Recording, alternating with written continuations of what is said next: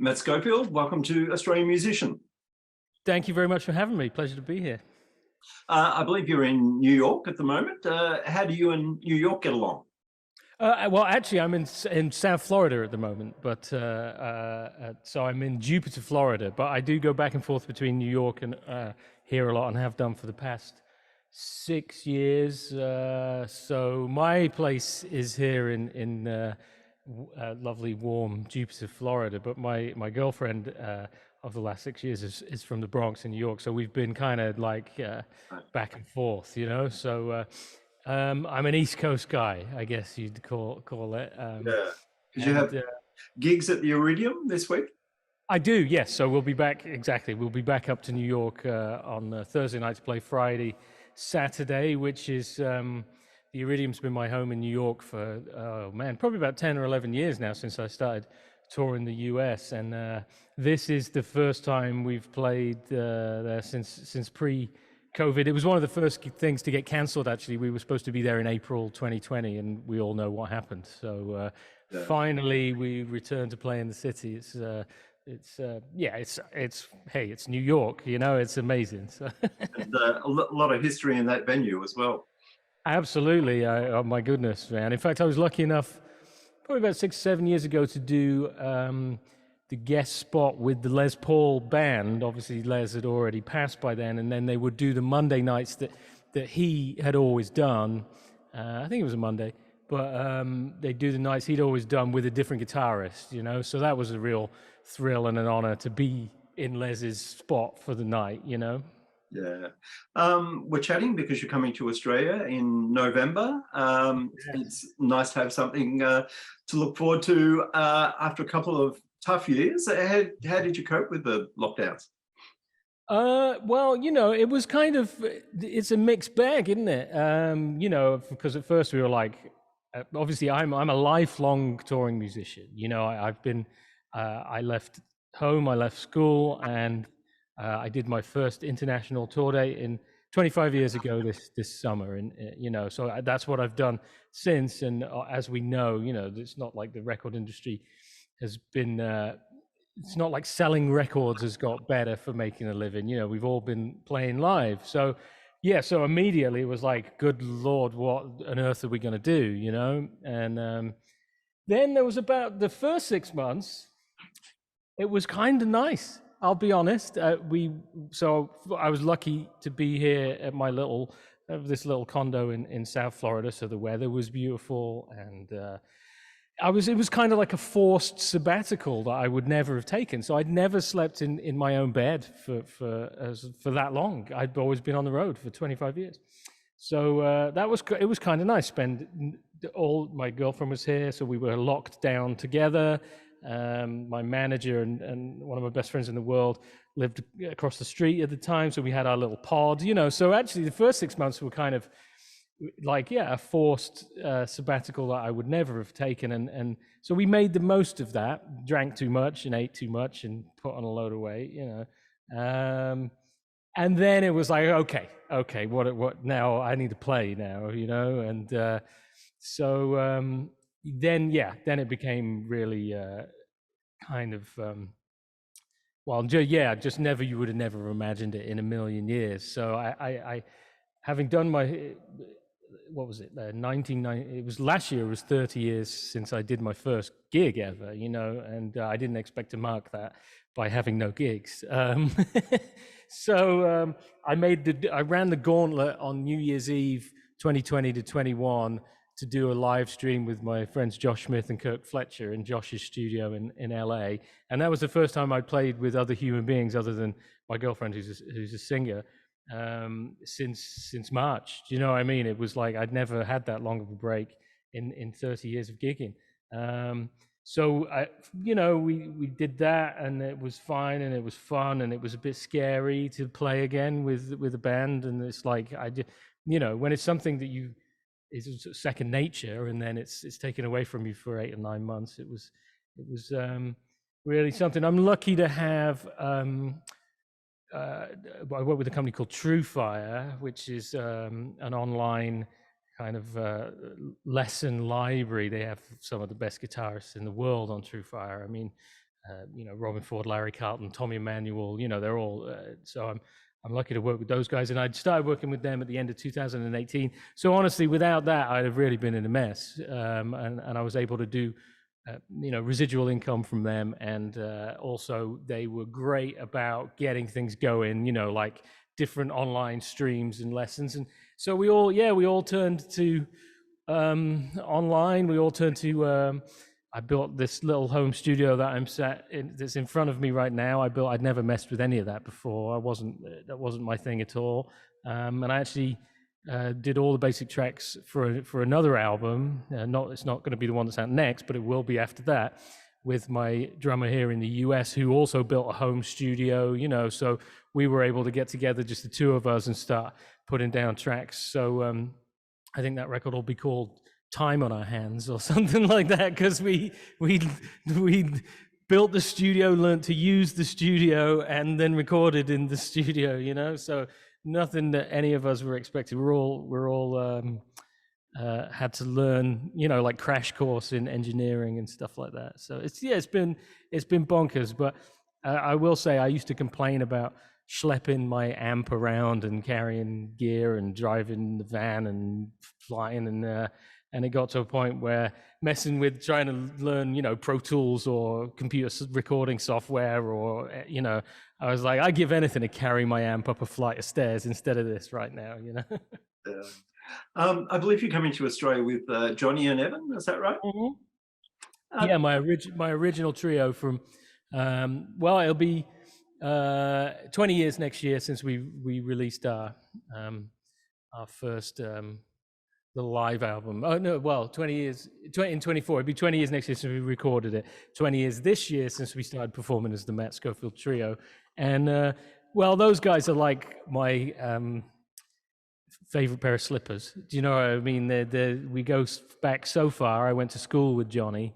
We went to the same high school, and we just did a few gigs while I was back in Europe with that lineup. And it's just, yeah, man, we just pick up where we left off. And so I'm really glad that I can bring those guys, because that lineup kind of has a fan base of its own outside of just me. There's me and my career, and then for some people it's that band as well. And it is magic. I know Jonny was actually there with Kirk as well. I believe he did the tour that Kirk did a few years back at Fletcher. And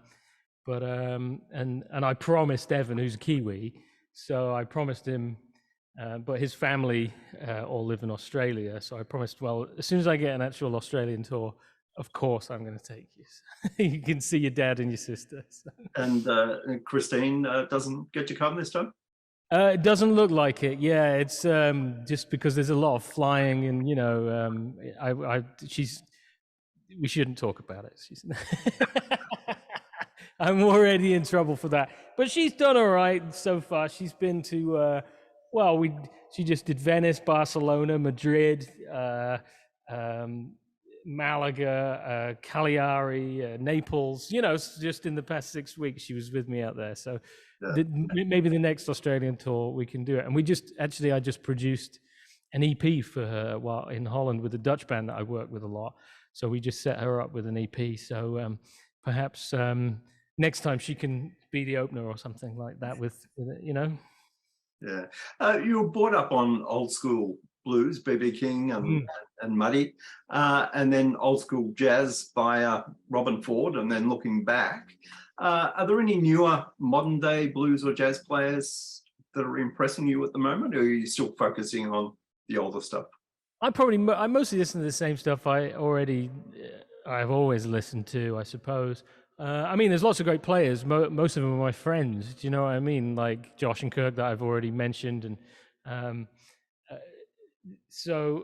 lots of people whose names don't come to mind at this second, but afterwards I'll be like, why didn't they say my friend? They're not so much records that I put on. So I listen to a lot of the same records. I would say probably the guy. I really like Doyle Bramall II's last couple of records, which obviously kind of not even really blues, obviously blues based, but more kind of soul, funky, R&B, guitar, whatever Doyle is, But so he's someone I go to. But in a lot of ways, I don't really listen to that much guitar music for the sake of guitar myself. You know, it's just funny when you get known as a guitar player. Obviously, I'm a guitar, and I always say I'm a guitar player who sings. I'm not even a singer. I'm a guitar player who sings. It's obviously the guitar, but I was more just into music in general. You know, so I've always listened to as much, Oscar Peterson on the piano, or Stevie Wonder, or Donny Hathaway, or James Brown, or you know what I mean. It's so I guess I think about music like that, but I'm trying to think, and I'll think of this the minute we stop talking. I'll go, damn, I should have mentioned that. But So when you do listen to music for pleasure, is it in the car? Do you play vinyl or? oh man, probably too dark, but there's my vinyl rig back there. I've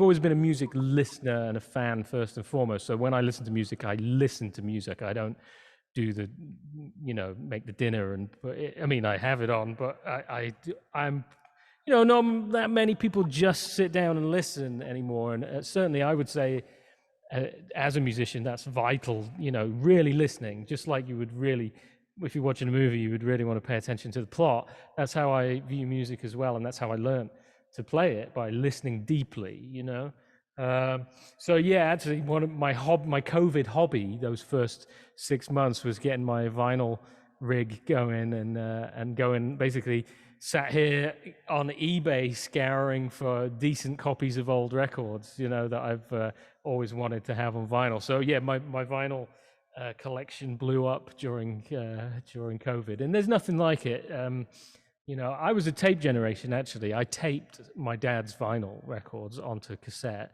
and that's what I had to work from. So learning guitar for me was hitting play and then rewind and try and figure out that lick again on cassette. But then, there's nothing like the real vinyl, because it exists in physical space, and we're such a digital world now, all zeros and ones, but that music is actually carved into the vinyl. And so there's a visceral, reality of it existing in space, time and space, that digital doesn't really have, So, but then of course, once I got the vinyl sounding really good, then I had to buy a new amp that had high resolution streaming, because then, everything else sounded shit. So I've been going oh, I've got this sounding good now. So I've become like a cheap audiophile. None of it's really expensive, but you can definitely get superb results with just tweaking the right stuff. And it's a bit like my guitar rig, really, because I'd normally be dinking around with that. Do you know what I mean? So I was dinking around with vinyl. Yeah. You spoke about the True Fire guitar lessons that you do, which you did some work on that during the pandemic. Yes. B.B. King always had time for young guitarists. Do you feel a need to pass the baton on, the blues baton? Yeah, you know what? I've always said that's the coolest thing, if you can, because my heroes meant so much to me, more, it's not a casual thing, it's really important. And they were father figures, and their music was there for me growing up in a way I can't really compare to anything else, So I always said, if I could have even the smallest amount of impact that those guys had on my life, they give me direction and focus and, inspiration and joy and, excitement. So that was always what it was for me. So I really hope to have that kind of positive effect on a young musician's life, for sure. Yeah. So I was a reluctant teacher to start with, and you have to learn to teach as well. You know what I mean? It's an art unto itself. But now I'm really, I feel like I have a good thing to offer with it that's different than other people, and kind of a philosophy to it. And certainly my first True Fire course, the original Blue Speak one, which is, soup to nuts, the whole thing from, a full overview. I'm really proud of it, and I'm happy with it, and I enjoy it now. I enjoy enlightening people and giving it away like that, Yeah. Yeah. You've shared the stage with people like Buddy Guy and Robin Ford. When you look back at your career, what are some of your strongest memories? Yeah, I mean, like, definitely Buddy, you know, like I was playing for an audience of one there, let's put it that way. It was a big festival, you know. Um, but things like that. And like I say, these guys, when I was a kid, had huge impact. So to be accepted by them, to be, you know, me and Robin got to well, we were talking about, even he wanted to produce a record, and this was a few years ago. Unfortunately, the music industry got in the way, had other ideas about that. We were both on the same label at the same time, and now we're definitely not on that label, because, you know, it was all, we won't go too much into it, but it's so, you know, yeah, to do full circle with things where, you know, those are pinch me type situations. But at the same time, I'm also glad to have just got away with it for 30 years, 25 years now, you know what I mean? Like, just that, despite the music industry, really, because the funny thing is, I do this live stream thing called together.co every Saturday, and it's some of the best guitarists in the world on this platform, you know, and it's a subscription platform. It really is. And we were talking about it the other day. Almost nobody out of some of the best blues rock and kind of guitarists, almost nobody has a record deal on the entire platform. We're all just like out there trying to get it across. There's no, you know, at this point, there's not even a sliver of mainstream support for this kind of music. And yet I can go to New York City and play 2 nights in New York City. Do you know what I mean? And people will come out, or I can go to Japan or come to Australia, and there's people that want to hear what we do, but there's not even the slightest sliver of music industry that gives a toss about what we do. It's an odd thing, you know, you just keep doing it. Do you know what I mean? Because what else are we going to do? But I really realized that, of like, we're like the kind of the outcasts of the industry, you know, like guitar players. You played so many gigs over a couple of decades, or a few decades. You played well-organized gigs, stayed in nice hotels. What are some gigs on the other end of the scale, the worst conditions you've ever played under? Oh, I don't know if I should name names. I mean, yeah, there's all kinds of things where everything's wrong. You know, I would say actually the worst one is not normally something somebody's done. Although I will say I lost my shit a couple of weeks ago in Italy, because I have quite severe tinnitus at this point after all the years, not from other people's incompetence, where you get blasted with feedback in the monitor wedges during sound check. And so I could tell it was going to go, and I'm stood with my fingers in my ears saying, please, I beg you, if nothing else, please just do not slam me with feedback in my face here. And I'm like, okay, please, this is just turn it down. This is too hot. This is going to scream.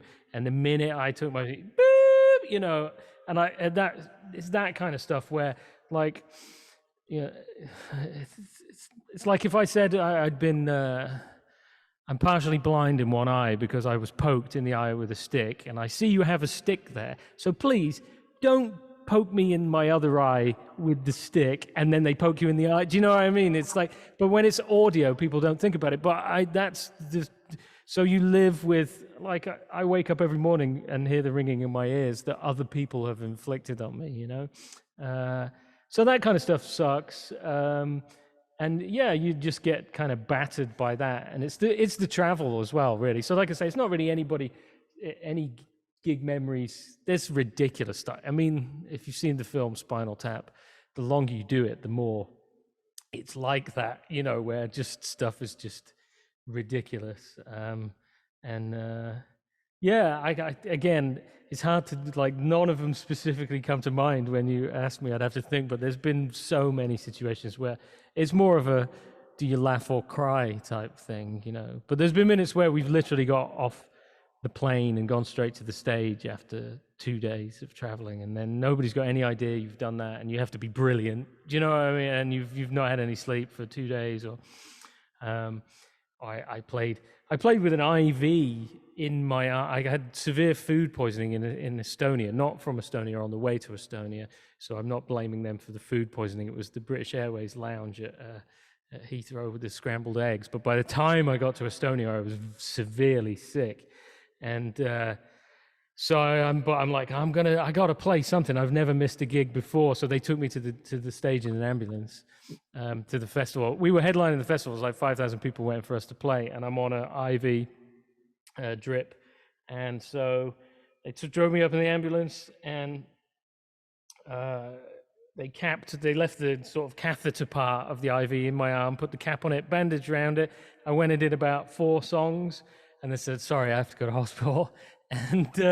And off they took me to hospital. And my guitar tech, my friend Simon Law, who makes my guitars, actually his guitars back here, he was with us. So he finished the gig. So it was the Matt Schofield trio. It was Jonny and Evan without Matt Schofield. But that's the worst one ever, is that I couldn't finish the gig, but because I was on a you know, I went to hospital for the night. Yeah. Speaking of Simon Law, your 61 Fender Strat is your main instrument that I believe you don't take on the road anymore. You take the Daytona Simon Law copies on the road. Yeah. Why did you gravitate to the Strat originally? You know, I think probably being a child of the late 80s blues scene, you know, or my beginning thing, it was like, you know, BB was my first hero, but he was a big guy, and that 335 suited him, you know, and it's a big guitar, and so other than BB, you know, it seemed like everyone of that era, Stevie, Clapton, Robert Cray, Buddy, the stuff what I was seeing, you know, it's like when I was starting out, Eric Clapton was doing the blues nights at the Royal Albert Hall, and it's Eric, Robert, Buddy, Jimmy Vaughan. It's a whole row of Strats, you know. So like, I think it's a time and place type thing,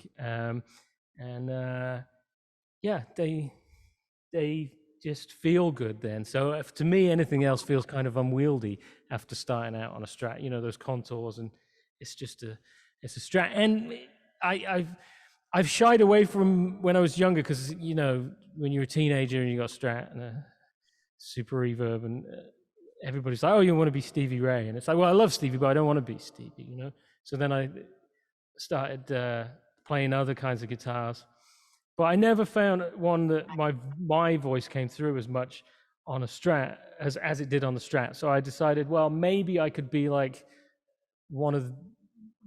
a rare exception of a guy that plays a Strat and doesn't sound just like Stevie, that has Stevie as an influence, because there was so many Stevie wannabes, you know, when I was growing up.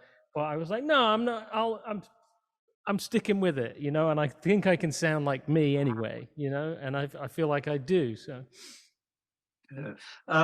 you mentioned recordings before. What is the next album that you're bringing out? Jonny and Evan Trio record, 20th anniversary. So we actually started before COVID. That's kind of essentially become pre-production now, even though it was going to be the actual record. Of course, yes, lots of life has got in the way in the last couple of years, so we're a bit behind schedule. But we're not the kind of band that can do things remotely. We have to get in a room. Do you know what I mean? So we're wrapping that up now. I'm hoping to have at least a single out by the time we get to Australia, actually. But I also just discovered that the waiting list to get vinyl pressed is 10 months at the minimum now. So even once you've finished your record and everything's mastered, and you can't even get it on vinyl until the following year. So it's like you know, everything's against you, and we're doing all this ourselves. Like I say, it's not like, you know, this has been a self-funded thing, which it slows it down. You know, if somebody wants to give me 50 grand, we could get on with it right now. But in the meantime, I also have bills to pay other than making a new record. Yeah, so we've done it. We did a trio record, sort of 20th anniversary, and then the other one I've started is with my rhythm section here in the US that I've been touring with. Raul Valdez, great drummer that was with Lucky Peterson for years and years. We've been working on stuff which is a kind of a big, with horns and stuff like that, you know, like more of a big band. So I got a trio one and then hopefully a big band, and then maybe somebody will give us enough money to be able to do some gigs with a big band. Otherwise we'll be with the trio forever. So. Yeah. Well, Matt, it's been great to chat, and we look forward to seeing you down in Australia very soon. Oh man, I can't wait. Really looking forward to it. So thank you so much. Yeah, we'll see you in November.